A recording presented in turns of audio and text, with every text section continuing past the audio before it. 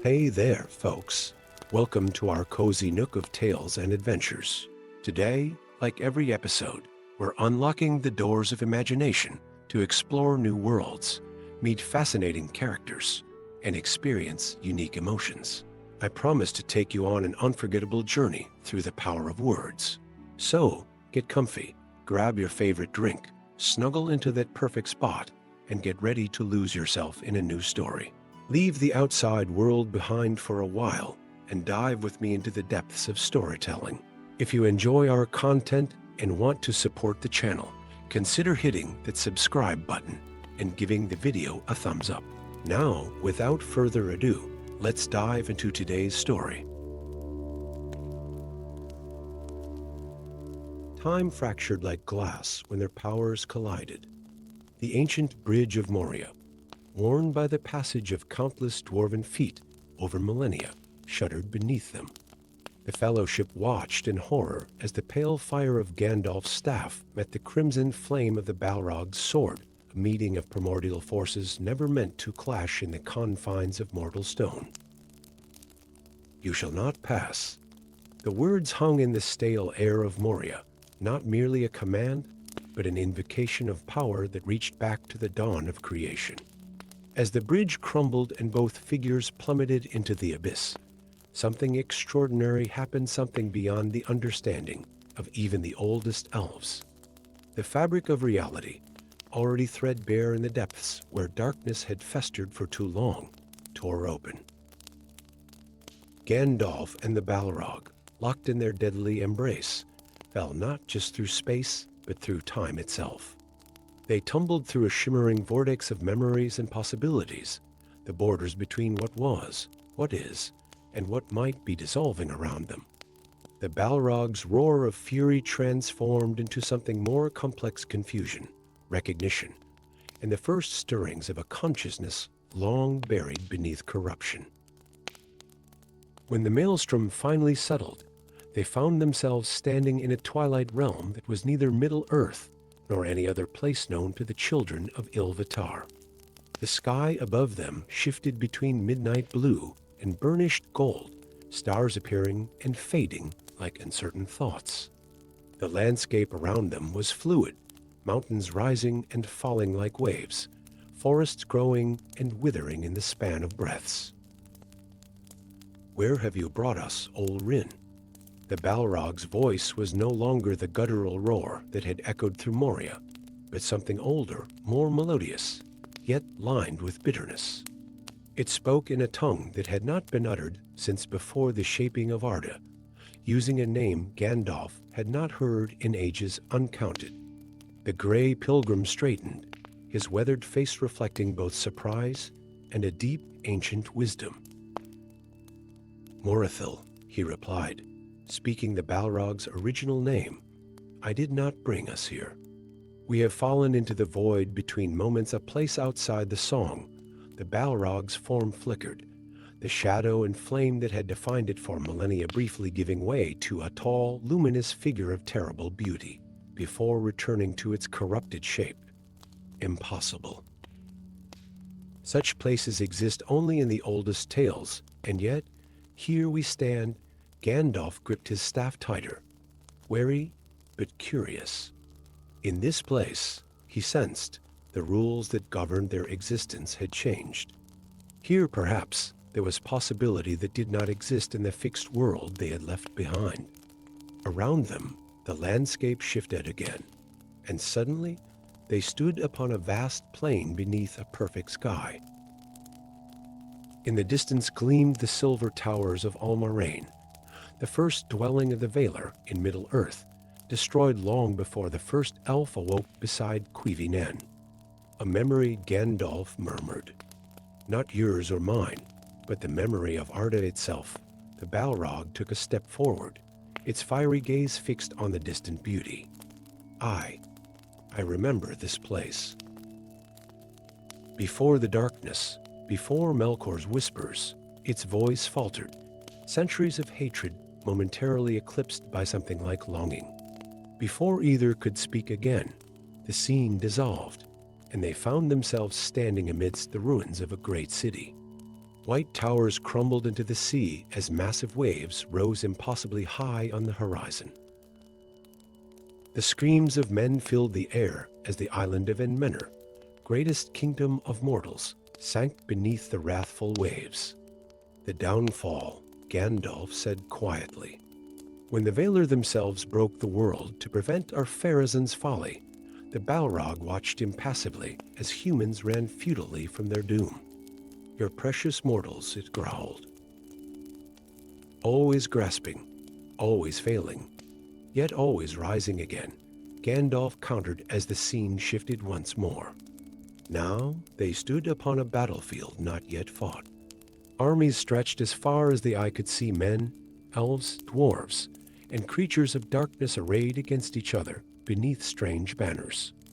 At the center of it all, a golden ring gleamed with malevolent promise. The War of the Ring, Gandalf explained. What may come to pass if my companions fail in their quest? If you fail, you mean, the Balrog corrected. You cannot guide them if you fall with me. Their surroundings blurred again. Scenes from past and potential futures flowing around them, like water. They witnessed the creation of the Silmarils, the forging of the Rings of Power, the last alliance of elves and men. They saw possible futures. Middle-earth healed and green. Middle-earth blackened under Sauron's rule. Middle-earth empty of all but the whispers of forgotten glory. Through it all, they moved as observers and participants, their ongoing battle transforming as they traveled from vision to vision. The Balrog's whip of flame lashed out during the fall of Gondolin. Gandalf's sword Glamdring parried beneath the Malorn trees of Alothel Reen yet to be. They fought across ages and possibilities, neither able to gain the upper hand. Slowly, something changed in the rhythm of their combat. The hatred behind the Balrog's attacks began to falter, replaced by questions that had not stirred in its mind since it fell under Morgoth's sway. With each scene they witnessed, fragments of Morithil's original nature emerged from beneath the corruption, brief glimpses of the Maya who had once helped sing the world into being. You remember, Gandalf said during a momentary respite as they stood upon the shores of Valinor before the darkening. You remember who you were. The Balrog's flames burned lower, more controlled. I remember. Music. Harmony. Purpose. It looked down at claws that had once been hands that crafted rather than destroyed. But I also remember the promise of power. The freedom Melkor offered when the others would bind us to the rigid order. Was it freedom you found in the depths of Moria, sleeping through ages while the world changed above? The question hung between them as reality shifted again, bringing them to the timeless halls before even Arda was conceived. Here, they appeared not as wizard and demon, but as their true forms Mire, spirits of the same order, different only in the choices they had made. We were brothers once, Gandalf said softly. All of us, servants of the same purpose, a purpose that divided us, the being that would become the Balrog replied. Some to rule, others to serve. Some to create according to the plan, others denied the freedom to shape as we wished. Their debate was interrupted as the scene changed violently, hurling them into the very moment of Melkor's rebellion, the first discordant note in Ilúvatar's music. They watched as some Mire were seduced by this new freedom, this chance to break from predetermined harmony. I made my choice, the Balrog said, flames rekindling around its form. As did you. Yes, Gandalf agreed. And we must live or die with those choices. The visions accelerated, spinning them through time faster and faster. They battled across the ages of Middle-earth, through what was and what might be, each blow carrying the weight of philosophical argument, each parry a counterpoint in their ongoing debate about freedom versus purpose. Finally, after what seemed like both an instant and an eternity, they emerged on the peak of Zirak-Zigil, the Silvertine, highest point of the Misty Mountains. Snow swirled around them, and far below, the world continued unaware of their cosmic journey. Both were transformed. Gandalf's robes, once gray, now shimmered with inner light. The Balrog's flames burned not with chaotic destruction, but with controlled purpose, its darkness become more shadow than void. "You understand now," Gandalf said, "not a question, but a statement. Why I stand against Sauron. Why the balance must be maintained." The Balrog Morathil inclined its head slightly. "I understand that choice itself is sacred. That power without purpose is as meaningless as purpose without freedom." It looked to the eastern horizon, where the faintest hint of dawn touched the sky. "Our battle is not done, Olrin." "No," Gandalf agreed. "Perhaps it never will be. Light and shadow, creation and change, one cannot exist without the other." The Balrog extended its fiery sword, no longer in attack, but in a gesture older than warfare. "Then let us finish what began on the bridge." Gandalf raised Glamdring in response. "Not as enemies, but as what we truly are, opposing forces in the great balance." Their weapons met in a clash that shook the mountain to its roots. Light exploded outward, visible for leagues in all directions. When it faded, only one figure remained on the peak: Gandalf, transformed, his white robes gleaming in the new day's light. Yet those with eyes to see would note that his shadow on the snow was deeper than it should be, containing hints of flame within its darkness. For in their final confrontation, neither had truly destroyed the other. Instead, they had achieved something rarer: an integration of opposing forces, a recognition that light casts shadow, and shadow defines light. Gandalf the White stood upon the mountain top, gazing toward Mordor with new understanding. Within him burned both the flame of Anor and something else: a shadow knowledge, a comprehension of darkness that only one who had journeyed between ages could possess. Far below, the Fellowship continued their quest, unaware that their guide would return to them not only changed in color, but in essence bearing within him both the wisdom of Olrin and the ancient fire of Morathil, united at last in common purpose. The battle between Gandalf and the Balrog had indeed spanned 10 days and nights, as tales would later tell. But what none would ever know was that it had also spanned the entirety of time itself, a journey through the ages that had transformed both combatants and, perhaps, the fate of Middle-earth. Story 2. The crystal towers of Minas Tirith gleamed like polished ivory in the dawn light, yet Gandalf the Grey found no comfort in their majesty. The ancient wizard stood upon the highest tier of the White City, his weathered hands gripping the stone balustrade as his eyes gazed eastward. Beyond the fields of Pelennor, past the ruined beauty of Osgiliath, the mountains of shadow rose like teeth against the blood-red sunrise. There, in the realm where shadow dwelled, something stirred in his dreams, calling to him across the vast distances of both space and memory. You feel it too, don't you? The voice of Galadriel, Lady of Elrine, drifted into his mind like leaves on an autumn breeze. Though she stood hundreds of leagues away in her golden wood, the connection between them transcended such trivial barriers. Yes, Gandalf replied silently. The dreams have returned. More urgent now. More. Familiar, a vision flashed before him, the endless halls of Moria, the bridge spanning darkness, and below, slumbering in the abyss, a presence he had known since before the shaping of Arda itself. It is no coincidence, Galadriel continued, that the dreams come now, as the shadow grows once more in the east. Some fates are bound together by threads woven at the beginning of all things. Gandalf's hand unconsciously moved to his chest. Feeling beneath his gray robes the small crystal phial that hung there, a vessel containing a single drop of light that had never dimmed since the First Age. The Flame of Anor, he had named it in the common tongue, though its true name was far older and known to few. "I have carried this burden long enough," he murmured, both to Galadriel and to himself. "If what I suspect is true, the time approaches when paths long diverged must cross again." 3 months later, Gandalf led a company of 9 through the eastern gate of Moria.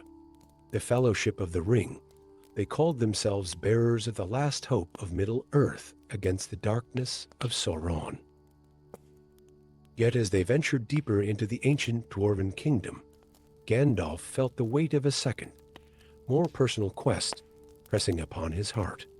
Each step through the darkened halls brought memories surging to the surface of his mind, memories not of Gandalf the Grey, but of Olrin, as he had been named in the timeless halls before the world was made.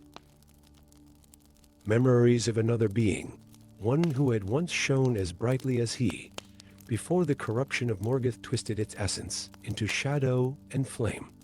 The wealth of Moria was not in gold or jewels, or even mithril, Gandalf explained to his companions as they passed through a grand chamber supported by pillars carved like mighty trees. It was in something far older, far more precious.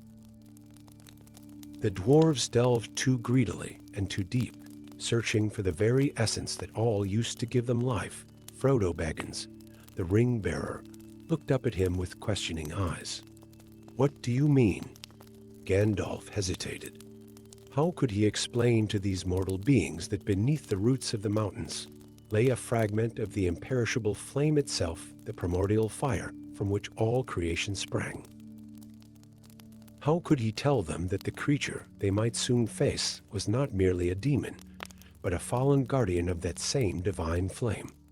"There are some secrets," he said finally, "that are not mine to tell. Even the wisest cannot see all ends." As they journeyed deeper, the air grew heavier with age and memory. In the chamber of Mizarble, surrounded by the dusty remnants of dwarven records, Gandalf felt the first tremors of awakening power far below. The drums began doom echoing through the endless halls like the heartbeat of the mountain itself. "What is it?" asked Aragorn, hand moving to his sword. "A shadow from the ancient world," Gandalf replied, his voice dropping to a whisper. "One that I have both dreaded and awaited for longer than you can imagine." The flight through Moria became desperate, a race against both pursuing ORCs and the approaching presence that even they feared.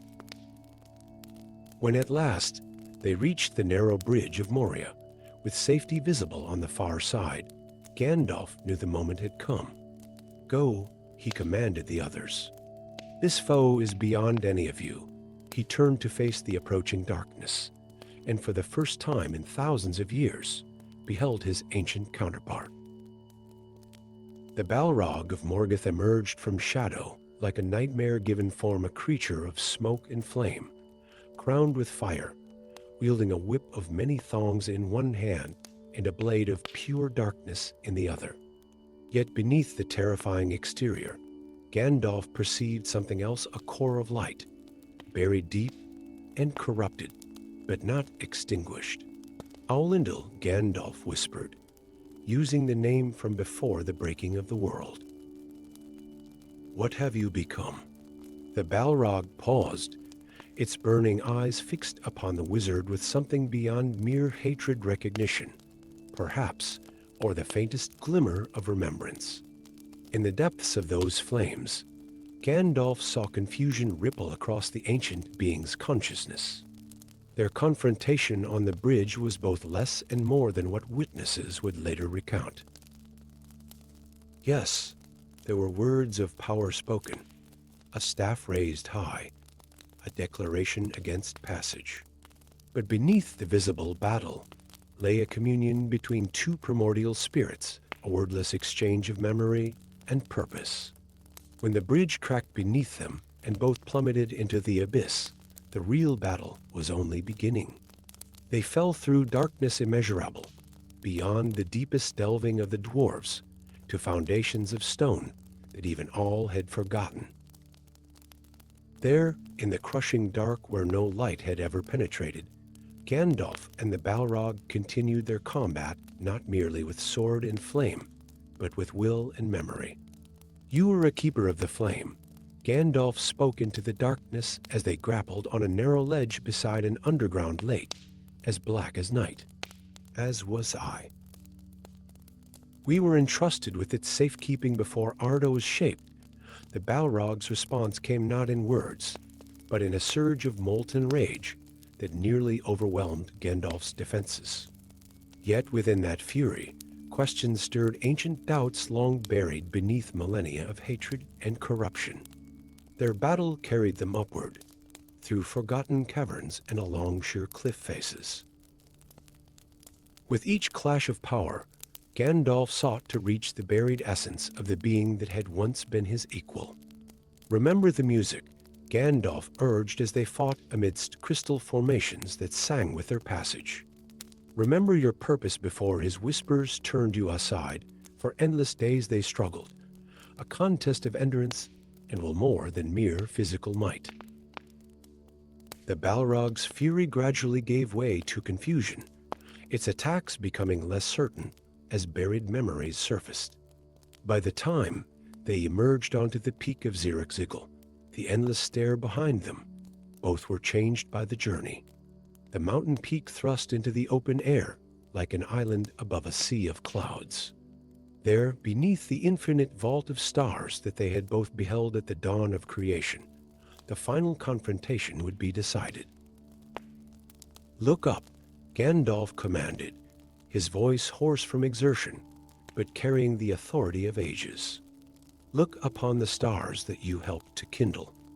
Remember who you were, Aulindal." Before the shadow, the Balrog stood poised on the precipice, its form flickering between the corrupted shape of nightmare and something else, something closer to the luminous being it had once been.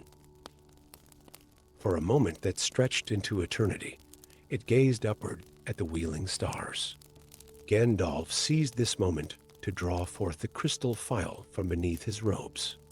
Within it, a single drop of the imperishable flame glowed with a light that outshone the stars themselves. "I kept it safe," Gandalf said softly, "the fragment of the flame that was entrusted to both of us. I preserved it against the day when we might stand here, at the ending and beginning of all things." The Balrog's burning gaze fixed upon the tiny vessel, recognition blazing in its eyes. It reached out one flaming hand, not in attack, but in a gesture as old as creation itself. "The choice is before you," Gandalf continued. "Redemption or oblivion. The flame can purify what was corrupted, but the price is transformation. Neither of us will remain as we are." In the moment of decision, a storm broke above them. Lightning split the heavens, rain fell like tears upon the mountaintop, and the winds howled with the voices of ages. The Balrog seemed to struggle within itself, the light at its core fighting against the darkness that had enslaved it for millennia. When it finally moved, it was neither in attack nor retreat, but in a gesture of acceptance. As its burning hand touched the crystal phial, light exploded outward in a column visible for 100 leagues in all directions. The very peak of Zirek-Zigil shattered beneath the force of their union, and both figures were consumed in radiance too bright for mortal eyes to behold. Days later, a figure in white was found by the great eagle Gwaihir upon the lower slopes of the mountain. No longer Gandalf the Grey, but transformed, renewed, reborn as Gandalf the White.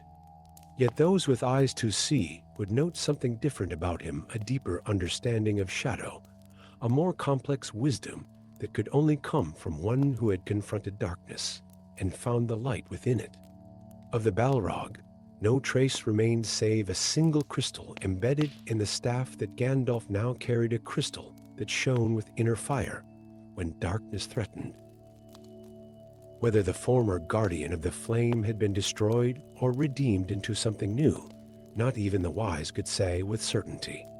But in the darkest moments of the war that followed, when hope seemed most distant, Those close to Gandalf sometimes glimpsed a second shadow beside his own, a shadow wreathed in gentle flame that seemed to guard rather than consume.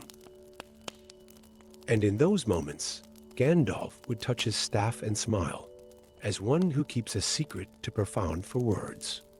For some battles are not fought to destroy an enemy, but to reclaim what was lost. And some flames once kindled in the depths of creation can never truly be extinguished, only transformed, from destruction to renewal, from corruption to redemption, from ending to beginning. Story 3. The last echoes of dwarven hammers had fallen silent centuries ago in the great halls of Moria, where once the rhythmic symphony of metal on stone had celebrated creation. Now only darkness dwelled, breathing slow and ancient in the deepest chambers beneath the misty mountains. The vast network of halls, chambers, and mines, once the greatest kingdom of the dwarven folk, lay abandoned, its splendors forgotten by all but the most learned loremasters. Yet not all slept in those lightless depths. In a chasm so profound that even the dwarves in their most ambitious delving had never fully plumbed its secrets, something stirred.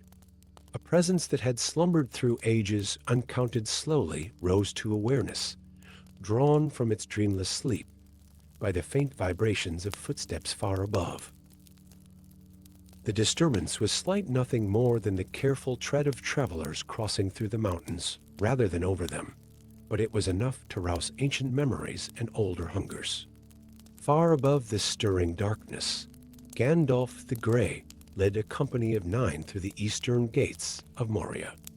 His weathered face betrayed no emotion, but beneath his bushy eyebrows, his eyes were sharp with concern.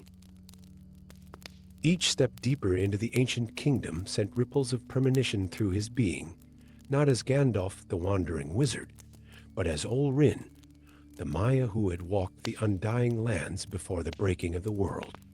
"Be on your guard," he cautioned his companions, his voice barely above a whisper in the cavernous darkness. "There are older and fouler things than OR sees in the deep places of the world." The hobbit Frodo Baggins glanced nervously at the wizard. "You've been here before?" Gandalf's lips tightened beneath his gray beard. "Yes, though there are parts of Moria that even I have never seen."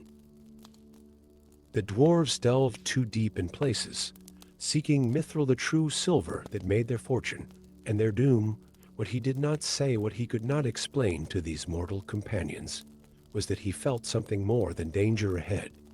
He felt recognition, like the faint memory of a song once known by heart, but long forgotten. As they traveled deeper through the shadowed halls, that sensation grew stronger, a resonance that vibrated through his very essence. In the darkness below, the ancient presence became fully aware. Flames that had slumbered to mere embers rekindled, casting terrible shadows across walls untouched by light for millennia. The Balrog of Morgoth rose to its full height, unfurling wings of shadow and smoke. Yet as consciousness returned fully, something unexpected stirred within its flame-wreathed form, a question, a recognition. The fire at its core flared brighter as fragments of memory surfaced from beneath corrupted layers of hatred and rage. A name echoed in the depths of its being, Aulindal. It had been called thus long ago, when it served in the forges of all the smith, shaping the very bones of the world alongside others of its kind.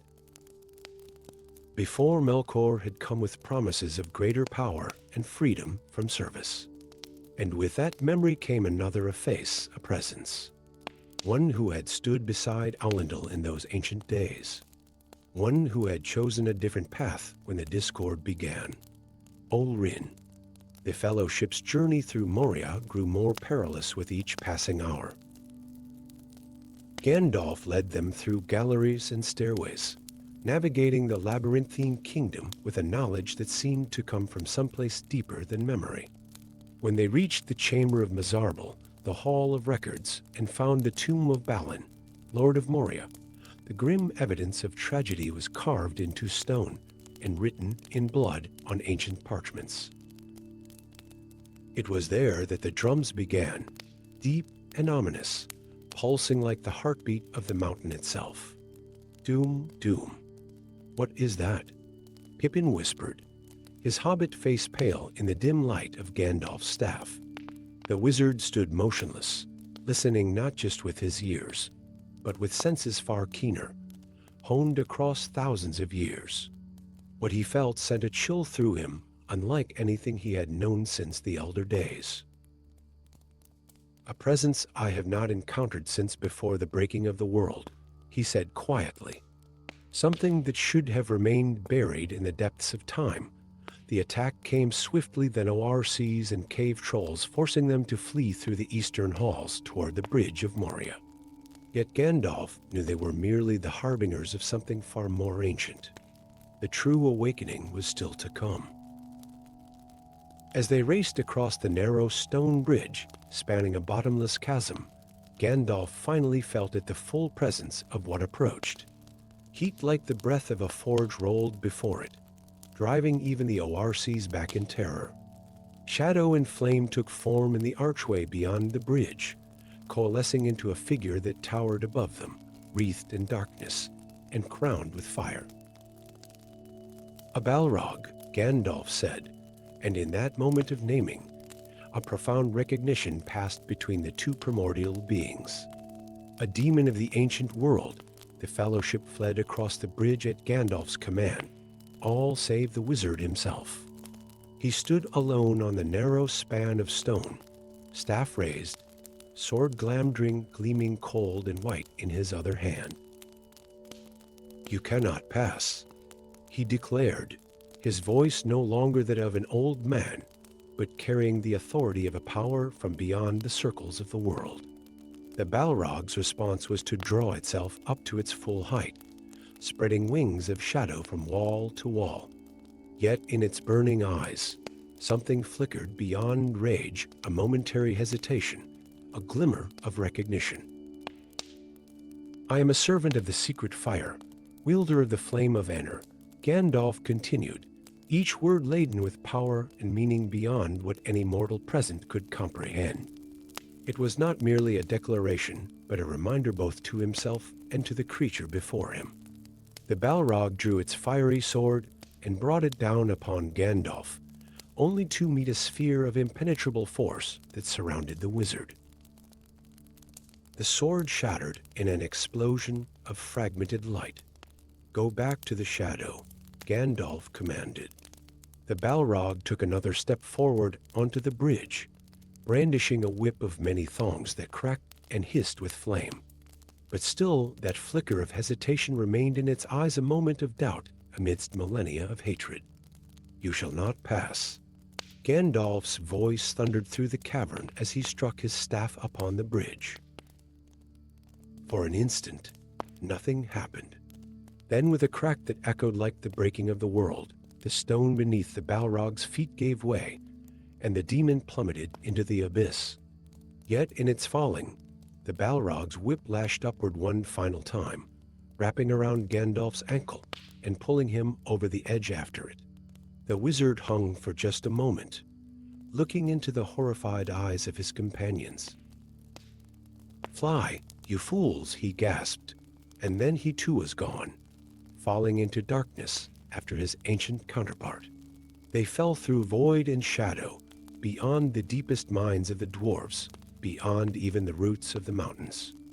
Gandalf and the Balrog, Olrin and Aulindil, two beings of the same order, divided by choices made before the shaping of the world, now bound together in a descent that seemed without end.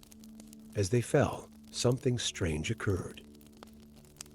The boundaries between them, between what they had been and what they had become, grew thin.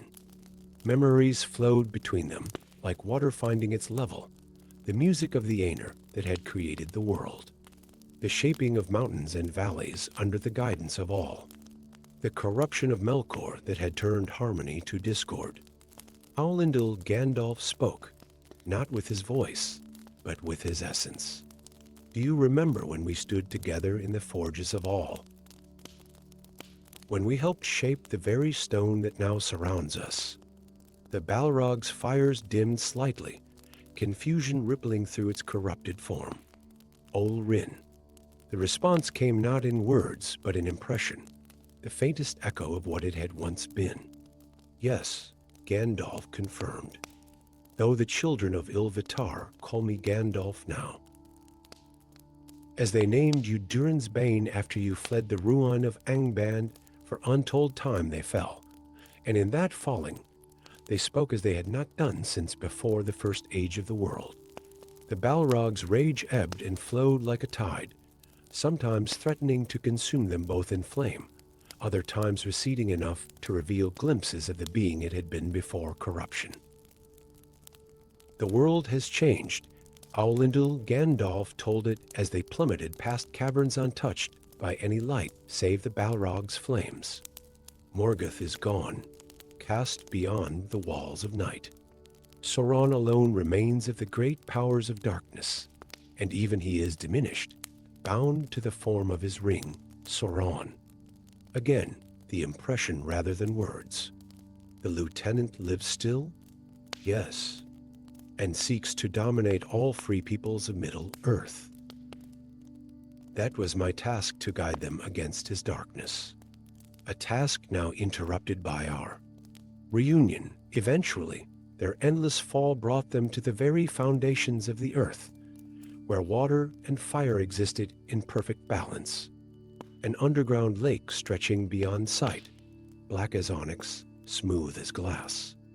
And there, on a small outcropping of stone barely large enough for combat, they faced each other fully for the first time since their descent began.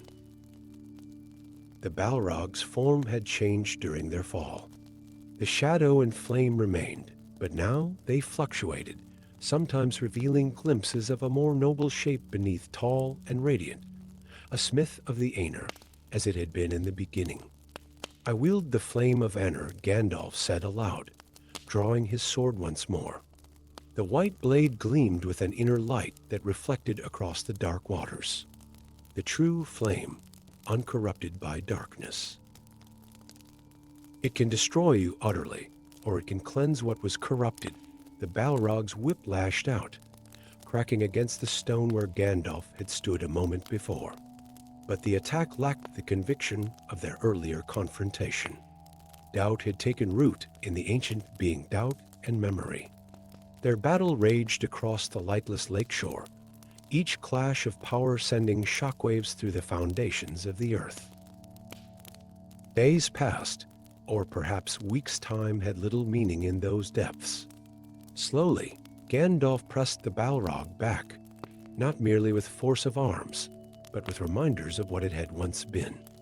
Remember the music, he urged as their powers clashed in brilliant coruscations of light and dark.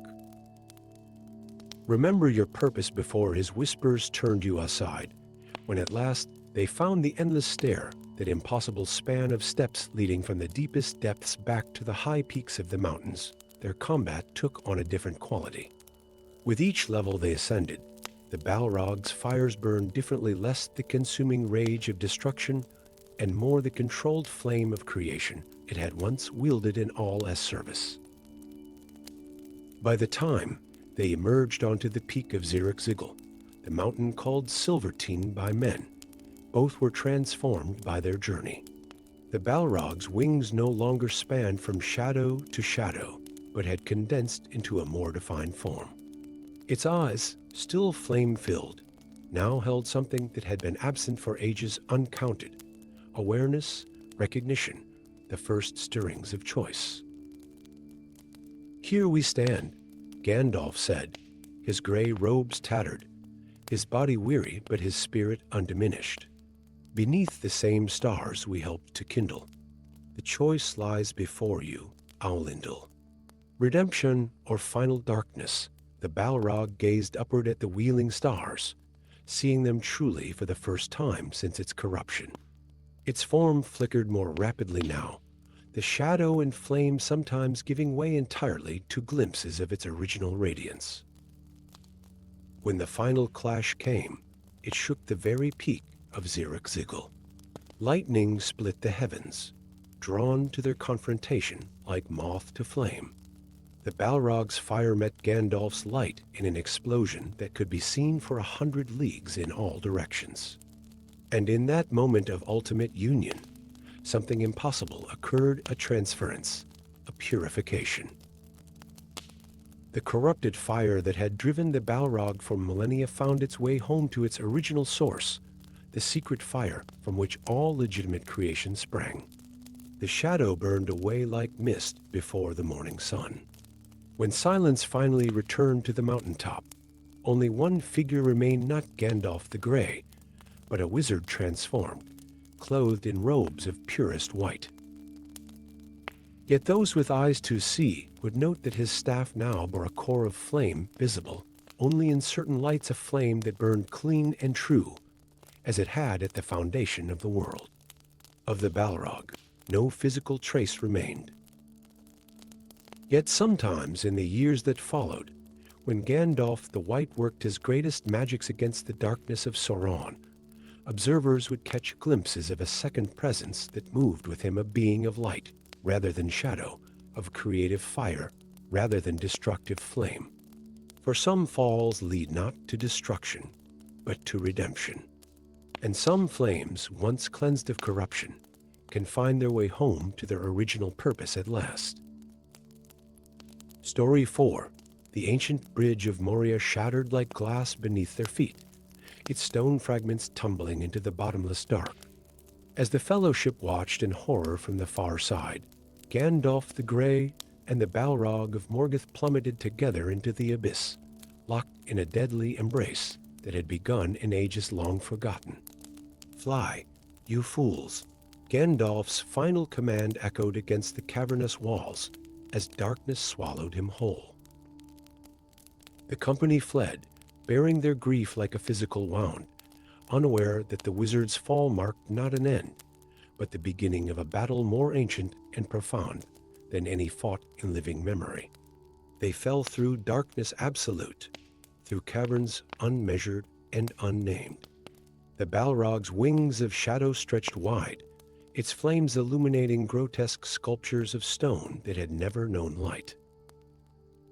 Gandalf clung to his staff, the crystal at its crown emitting a radiance that seemed fragile against the creature's infernal glow. The descent that should have ended in swift destruction instead became something else entirely, a journey beyond the knowledge of elf or man. Time stretched and bent around them as they tumbled past the deepest foundations of the misty mountains into a realm where the very rules of the world grew thin. When impact finally came, it was not upon unyielding stone, but into waters black and viscous as midnight. A subterranean lake, vast beyond comprehension, absorbed their violent arrival with strange, unsettling calm. Steam rose where the Balrog's fire met the ancient waters, and for a moment, both beings were separated, the demon's flames temporarily quenched, Gandalf's grip on consciousness tenuous at best. The wizard's body, frail in appearance, but housing a spirit of immeasurable age, drifted to the rocky shore. His sodden gray robes clung to him as he dragged himself onto the rough stone, gasping for breath and air that tasted of minerals undisturbed for millennia. Clutching Glamdring, the ancient elven blade that glowed with faint blue light, he scanned the darkness for his adversary. The Balrog emerged from the waters like a mountain rising from mist, its inner fire rekindling despite the drenching. Yet as it stood upon the shore, something unexpected happened in the dim light of Glamdring's glow. Gandalf glimpsed not just the monstrous form of shadow and flame, but, for the briefest moment, a shimmer of what it had once been, before corruption, before the fall. "Gothmog," Gandalf whispered, naming not this particular Balrog, but recalling its master, the Lord of Balrogs, whom this creature had once served in the hosts of Morgoth. The demon paused, its eyes of liquid fire fixing upon the wizard with something beyond mere hatred, a flicker of recognition, perhaps, or the faintest echo of memory. Thus began a pursuit and battle that would span 20 days and nights through realms no mortal had ever witnessed. The Balrog, recovered from its momentary hesitation, unleashed a roar that shook loose ancient stalactites from the unseen ceiling above. It advanced on Gandalf with terrible purpose, its whip of flame ray forming in one massive hand, a sword of shadow materializing in the other. Gandalf retreated, not in fear, but in strategy. "You cannot win this contest," he called, his voice carrying an authority that belied his weathered appearance. "We are both beings of the same order, you and Ymir, spirits of the Aenir. I remember you as you were. Before Melkor's corruption, the Balrog's response was a lash of its whip that cracked against the stone where Gandalf had stood a moment before. The wizard leapt aside, nimble despite his apparent age, and raised his staff. White light blazed forth, driving back the shadows momentarily. Their battle carried them through chambers where crystal formations sang with unearthly music at their passage, through narrow tunnels where the Balrog was forced to fold its wings close to its burning form, across natural bridges spanning chasms that descended into even deeper darkness. On the seventh day, they fought upon a plateau of obsidian, smooth as glass and reflecting their struggle like a dark mirror. Each blow of Glamdring against the Balrog's sword of shadow sent sparks of blue-white light skittering across the reflective surface. Each counter-strike of flame against Gandalf's magical shields illuminated vast columns of stone that rose like silent sentinels around their battlefield. It was here, exhausted from constant combat, that Gandalf first attempted not just to fight the creature, but to reach whatever remained of its original nature. "You served the Valar once," he said between labored breaths, blocking a downward slash of the demon's sword with his staff. "In Valinor, before the breaking of the world. You sang in the music of the Aenir that shaped all things. Something shifted in the Balrog's burning gaze, confusion, perhaps, or the first stirring of buried memory. Its next attack came with less conviction, the whip of flame cracking wide of its mark. Gandalf pressed his advantage, not with blade or spell, but with words that carried the weight of ages. "I knew you then, when we were brothers in purpose, if not in form. Before Melkor seduced you with promises of power and freedom from service, the Balrog recoiled as if struck by a physical blow. Its flames dimmed momentarily, and in that instant of wavering, Gandalf glimpsed again what lay beneath the corruption of being of light, a craftsman of the elements, a shepherd of world stuff in service to the greater harmony. But the moment passed quickly. With a roar that was half rage, half anguish, the Balrog renewed its assault with redoubled fury.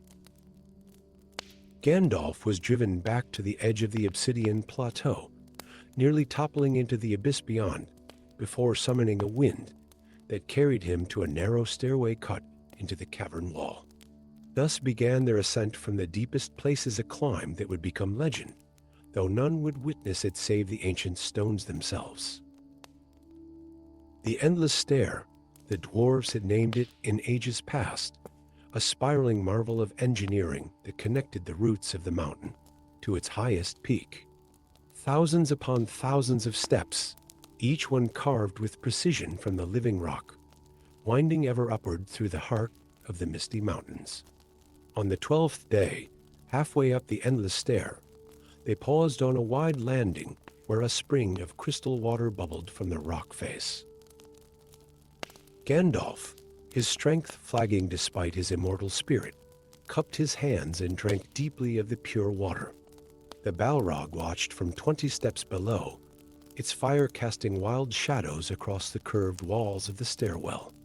"Even now, you seek life rather than destruction," Gandalf observed, water dripping from his silver beard. "A choice that speaks to what still dwells within you."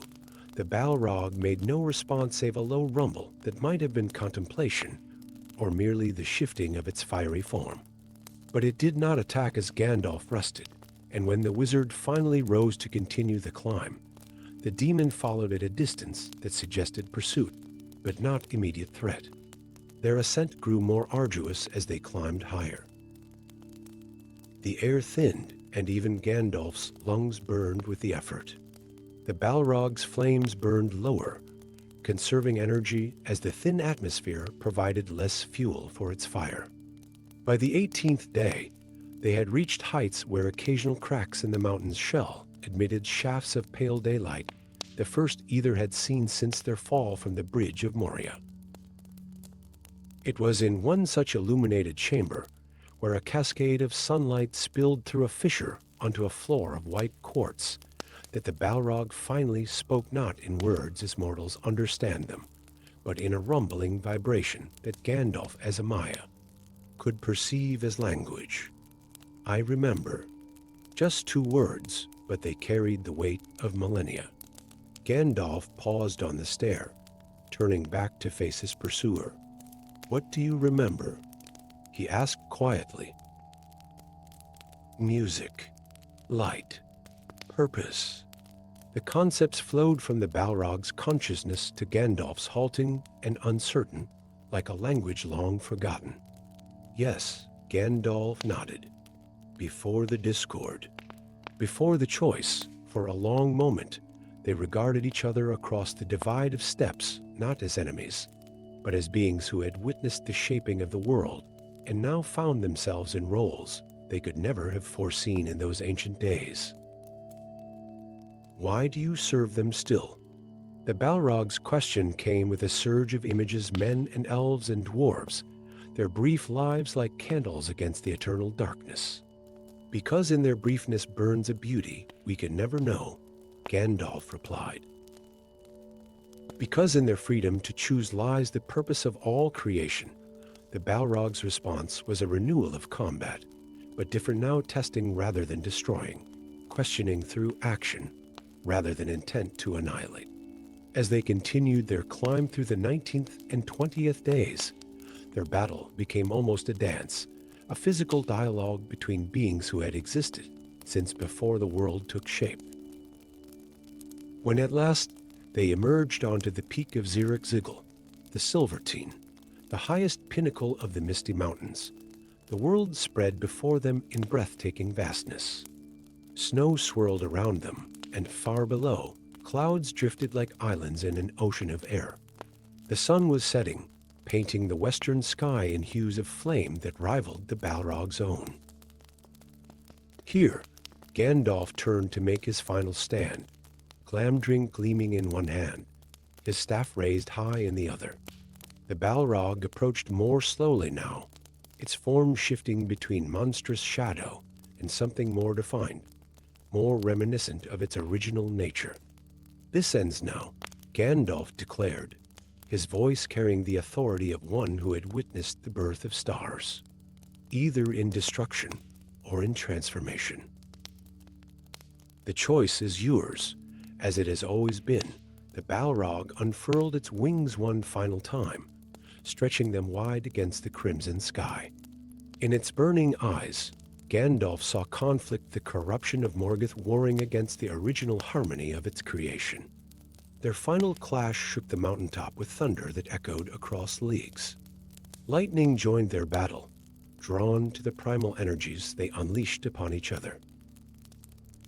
For hours they fought as daylight faded and stars emerged in the vault of heaven above stars they had both beheld at their kindling before the world was made. At the moment of decision, as Glamdring pierced the Balrog's chest in the same instant that its whip of flame wrapped around Gandalf's body, a recognition passed between them that transcended their long enmity.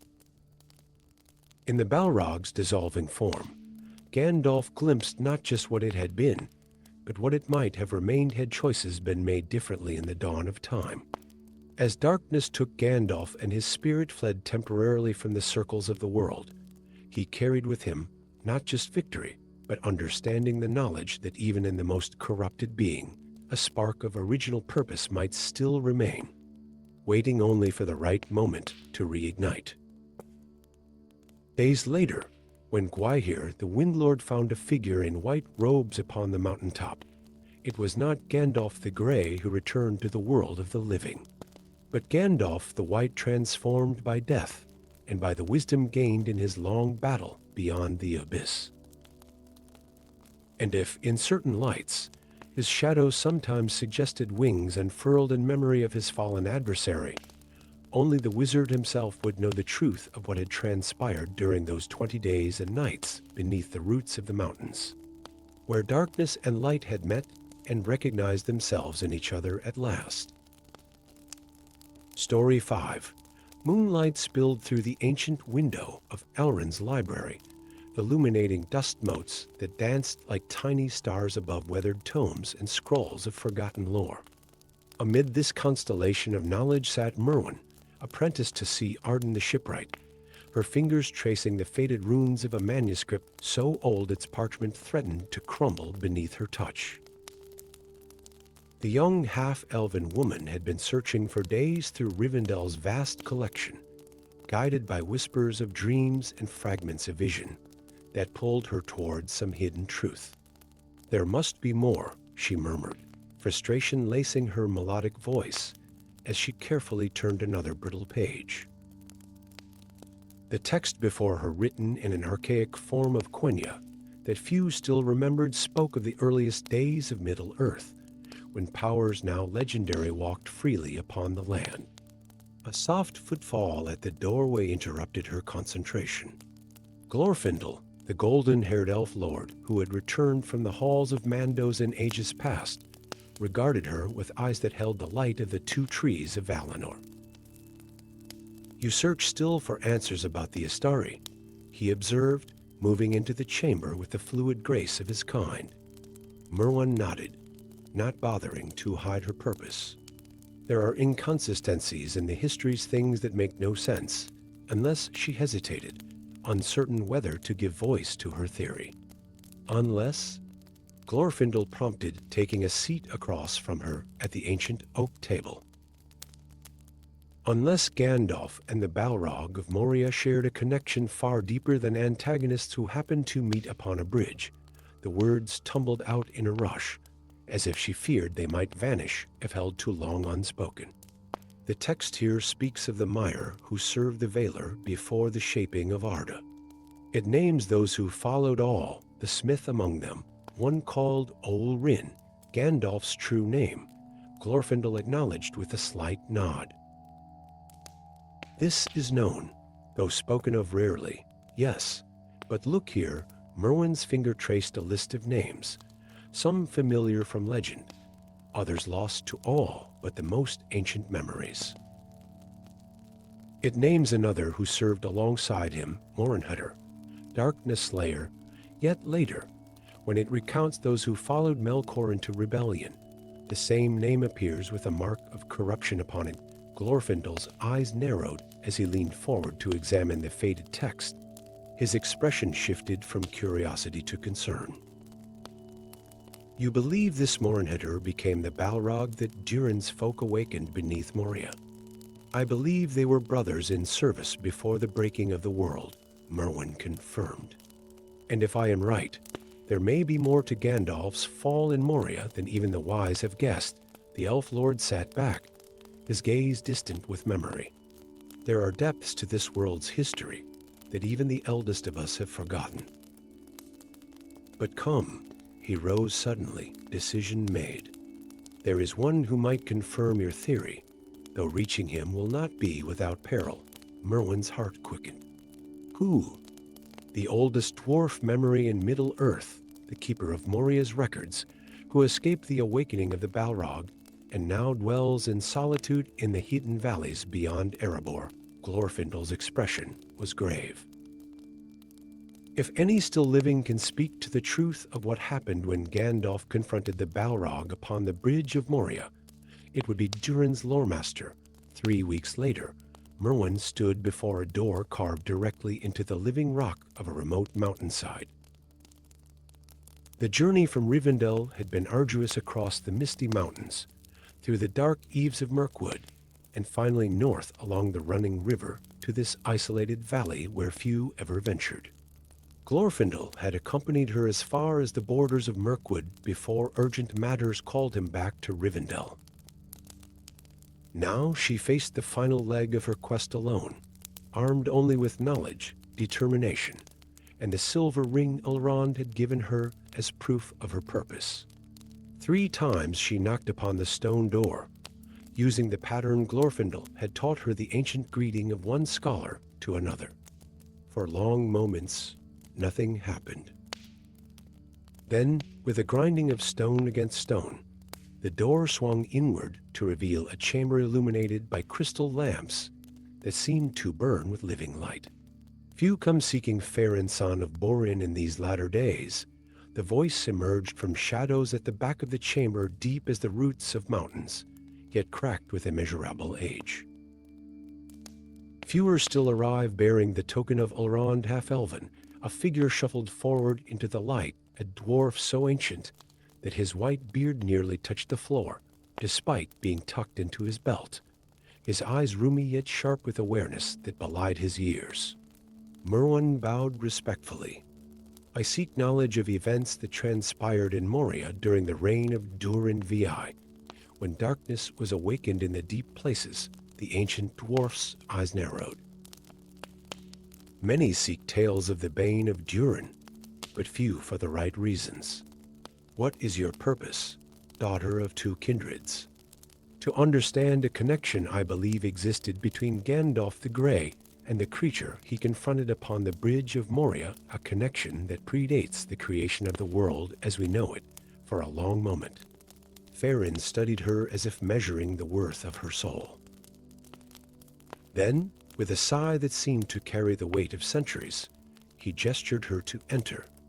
"You seek dangerous knowledge, truths that even the wise have chosen to forget. Come in, then, and hear what has been preserved in the deep memory of the Moria." Once inside, Merwin found herself in a chamber that was equal parts library, museum, and living quarters. Shelves carved from the living rock held hundreds of tomes bound in leather and metal, scrolls sealed with wax impressions, and stone tablets etched with angular dwarvish runes.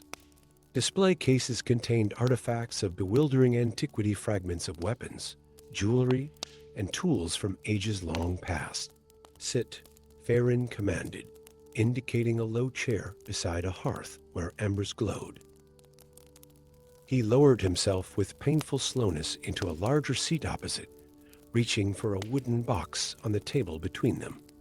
"What I show you now has not been seen by eyes outside the line of Durin for more than an age of the world." From the box, he withdrew a crystal sphere the size of an apple, smoky gray at first glance, but shifting with inner light when viewed directly.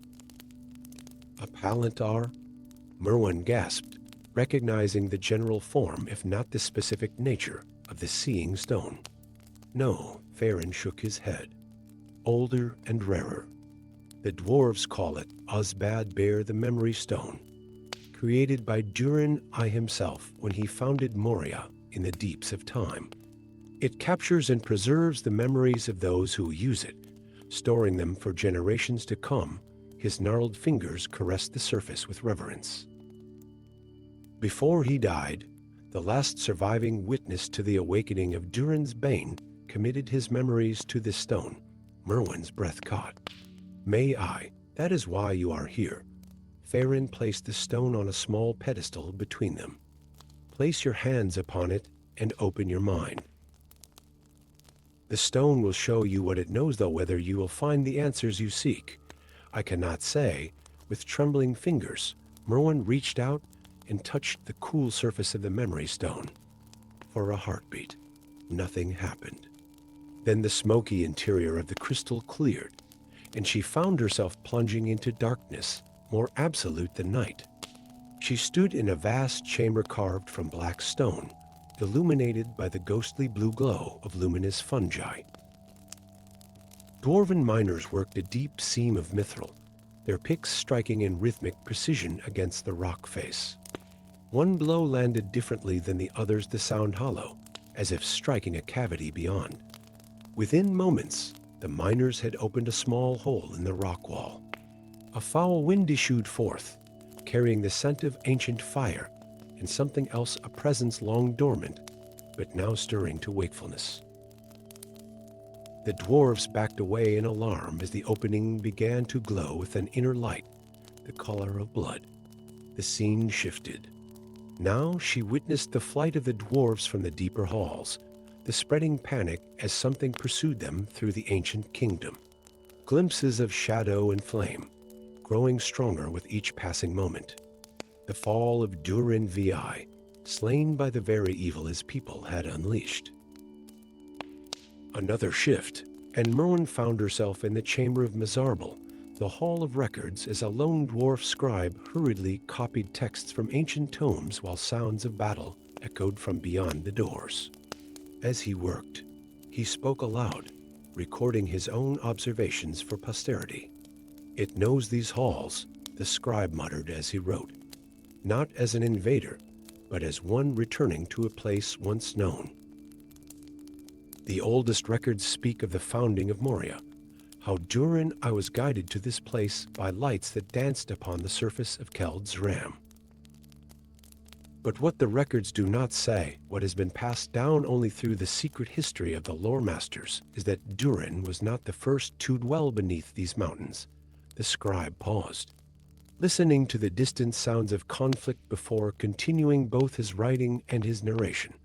Before the coming of the Moria, these halls were shaped by older hands, by the servants of all during the ages of darkness, before the awakening of the elves. Two brothers worked these forges together, Olrin and Morinhutter, Mire of all as following, crafting wonders in preparation for the children of Ilvatar. When Melkor's corruption spread, Morinhutter succumbed to his whispers, abandoning his works and his brother to follow the dark enemy. In grief, Olrin sealed away their greatest creations deep beneath the roots of the mountains before departing to the west. Among these was the eternal flame, a fragment of the secret fire itself, which all had entrusted to his most faithful servants. The sounds of battle grew closer. The scribe worked faster, his pen scratching frantically across parchment. This is what the Balrog seeks, not merely dominion over the halls of the dwarves, but the reclamation of what it helped create in its uncorrupted days. And should it find the eternal flame, all of Middle-earth will the memory fractured as the doors to the chamber burst open, and shadow filled the room. The vision shifted again, and Merwin found herself witnessing events far more recent: the journey of the Fellowship of the Ring through Moria, their flight from the awakened evil, and finally, the confrontation upon the bridge of Moria. She saw Gandalf standing alone against the advancing horror, shadow wreathed in flame, with eyes like wells of liquid fire. But now, with the knowledge gleaned from the dwarf scribe's final testament, she perceived the encounter differently. "You cannot pass," Gandalf declared, though his words carried undertones audible only to the being before him, an appeal not merely to bar passage, but to remember a brotherhood forged before the shaping of the world. The Balrog hesitated, recognition flickering in its fiery eyes. For the briefest moment, the corruption surrounding it thinned, revealing glimpses of what it had once been: a being of light and purpose, a craftsman of all as following. "I am a servant of the secret fire, wielder of the flame of Anor," Gandalf continued, each phrase laden with meaning beyond what the watching fellowship could comprehend. Not merely a declaration of power, but a reminder of shared purpose, of oaths sworn together in the dawn of creation. As their powers clashed upon the bridge, something passed between them beyond the physical confrontation: communion of memory, a recognition of what had been lost and what might still be reclaimed. When the bridge shattered and both figures plummeted into the abyss, their fall was not merely a physical descent, but a journey into their shared past. The vision faded, returning Merwin to Farron's chamber. She withdrew her hands from the memory stone, tears streaming down her face, though she could not have said whether from grief or wonder. "Now you understand," Farron said softly, his ancient eyes regarding her with compassion. Why Gandalf returned changed from his ordeal, not merely elevated in power, but transformed in essence, They were brothers, Merwin whispered. And in the darkness beneath Moria, Gandalf did not destroy the Balrog. No, Farin confirmed. He redeemed it, or rather, they redeemed each other. In the deepest darkness, they found again the light they had once shared. The ancient dwarf carefully returned the memory stone to its box. The Gandalf who returned as the white bore within him, not only his own spirit, but the purified essence of Morinhutter. Reunited at last after ages of separation, Merwin sat in silence, absorbing the profound truth she had discovered. No wonder Gandalf had seemed different after his return, more peaceful, despite his increased power, more certain of purpose, yet gentler in execution. He carried within him the healing of an ancient wound in the fabric of creation itself. What will you do with this knowledge? Farin asked. His tone suggesting the question was more than idle curiosity. Merwin considered for a long moment before answering. Keep it safe, as you have done. Some truths belong to the twilight realm between history and legend, remembered by few, understood by fewer still. She met the ancient dwarf's gaze. But knowing this changes how I see the struggle against the darkness. Even the most corrupted spirit might find its way home, if only there is one who remembers what it once was. Farin nodded, satisfaction evident in his weathered features. Then perhaps you are meant to discover this truth. In days to come, when shadow threatens to engulf the world, remember what you have learned in the hidden halls of the lore master of Moria, that light and darkness were once brothers, and may be so again at the ending of all things outside. As Merwin emerged from the mountain dwelling, stars glimmered in the vault of heaven, ancient and unchanging, witnesses to all the ages of the world. One star seemed to shine more brightly than the others, its light not cold and distant, but warm and somehow familiar. She smiled, understanding now what she had not before, that some flames, once kindled at the beginning of creation, could never truly be extinguished, only transformed from one shape into another. And in that knowledge lay hope for all the children of Ilvatar, even in the darkest of times. Story 6. The ancient stones of Moria whispered forgotten secrets as embers stirred in the lightless depths. Deep within the abandoned halls, where no living creature had tread for an age, something ancient awakened. A crimson glow pulsed like a newborn heart in the chamber where Durin's bane had fallen, each beat sending tremors through the mountain's bones. While far to the east, all eyes watched Mordor's gathering storm. None noticed the shadows deepening beneath the misty mountains, none save one. In Minas Tirith's white tower, Gandalf the White bolted upright from meditation, his eyes wide with recognition. A phantom pain seared across his spirit, an echo of flames long extinguished. The impossible had occurred. What was broken had been remade. It cannot be, he whispered, his weathered hand trembling as it clutched his staff. Within the crystal at its crown, a flame flickered in response to a call from the darkness. The war for Middle-earth hung in precarious balance. The armies of the West prepared their desperate march to the Black Gate, a feint to draw Sauron's eye away from two small hobbits on their perilous quest. In the council chamber, Aragorn unfolded maps across the stone table as generals argued strategy. We have no more than 10,000 able fighters, Omer observed grimly. Mordor's forces outnumber us tenfold. Gandalf stood apart, his gaze fixed beyond the eastern windows. The pain in his chest had grown steadier, a rhythmic pull like the tide. Something called to him not with words, but with fragments of his own essence. Mithrandir? Aragorn's voice cut through his reverie. Your counsel would be welcome. The wizard turned, conflict etched in the lines of his ancient face. I must leave you, he announced, his voice heavy with the weight of worlds balanced upon impossible choices. Confusion rippled through the chamber. Leave? Now? Gimli sputtered. Have you gone mad, wizard? If I do not go, Gandalf replied, his blue eyes flashing with urgency, a second darkness will arise behind us while we face the first. An ancient fire has rekindled, one that I thought extinguished upon Zirikzigil's peak. Understanding dawned on Aragorn's face. The Balrog of Moria, Gandalf nodded grimly, but not as it once was. It returns with something it stole from me, fragments of myself left behind in my passage through death. I feel it even now, using my own power to work some terrible purpose. The wizard rode alone through lands grown wild with spring, Shadowfax's hooves barely touching the earth as they raced against time.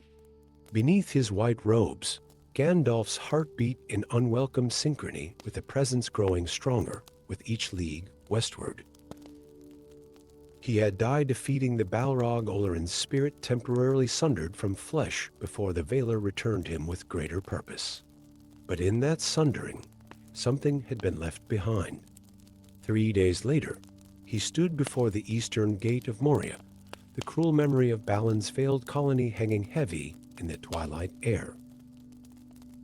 No bodies remained. The ORCs had fled these halls after the Fellowship's passage, whispers of the Balrog's defeat driving them from their underground haunts. Yet something worse than ORCs now stirred within. Gandalf raised his staff, its light revealing dwarvish runes along the broken doorway. Narvi's arch has witnessed too much sorrow, he murmured. The wizard passed inside, the darkness swallowing his gleaming figure as he descended into the kingdom carved from the living rock. The air grew hotter as he traversed the empty corridors, following the pull that tugged at his spirit. In the chamber of Mazarbel, where the Fellowship had fought their desperate battle, he paused. The room bore scorch marks on every surface, and the well into which Pippin had dropped a stone now glowed with sullen red light. "I know you feel me, Olorin," came a voice like crackling flames, emerging from the depths below. "Your essence calls to mine. What was separated seeks to be whole." Gandalf gripped his staff tighter. "Show yourself." Shadow of Morgoth. From the well erupted a column of black flame, spreading across the ceiling before coalescing into a towering figure, not the hulking beast Gandalf had faced upon the bridge, but something more refined in its terror. The Balrog had reformed itself into a mockery of the wizard's own shape, a burning negative crafted from darkness and fire. Its eyes, however, burned with the same blue light as Gandalf's own, stolen fragments of the Maya's power embedded within its rekindled form. "Your death was incomplete," the creature intoned, flames dancing across words that seemed to burn the very air. "When you fell, pieces of Olorin remained, adrift in the void between worlds.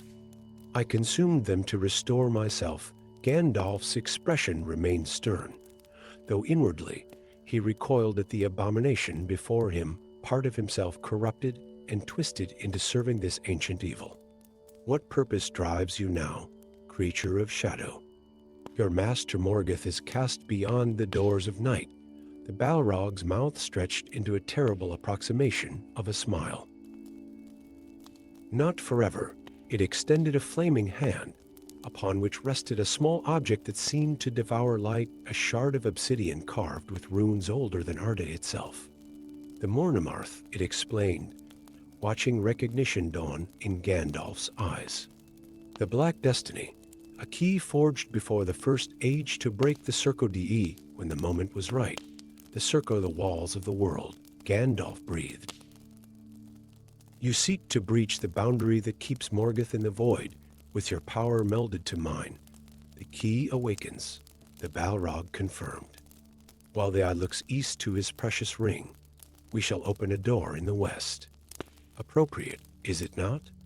The servants of the secret fire and the flame imperishable, together unwinding creation. Gandalf raised his staff, white light blazing against the chamber's shadows. "I did not surrender to you upon Moria's bridge. I shall not surrender now. Their battle shook the foundations of the mountain. Where once they had fought upon snow-covered peaks under open sky, now they dueled in the suffocating dark of Durin's halls. Each strike of Gandalf's staff against the Balrog's flaming sword sent cascades of power reverberating through ancient stone, collapsing passageways and shattering pillars carved in ages past. The Balrog wielded not only flame but fragments of Gandalf's own magic counterspells meeting the wizard's incantations, knowledge against knowledge in a duel of wills as much as powers. Hours stretched as they fought through chamber after chamber, neither gaining lasting advantage. At last, they reached the bridge of Moria, or what remained of it. The narrow span had partially collapsed in their previous encounter, leaving jagged stone teeth protruding over the bottomless chasm. How fitting, the Balrog rasped, flames dimming as fatigue set in. We return to where it began.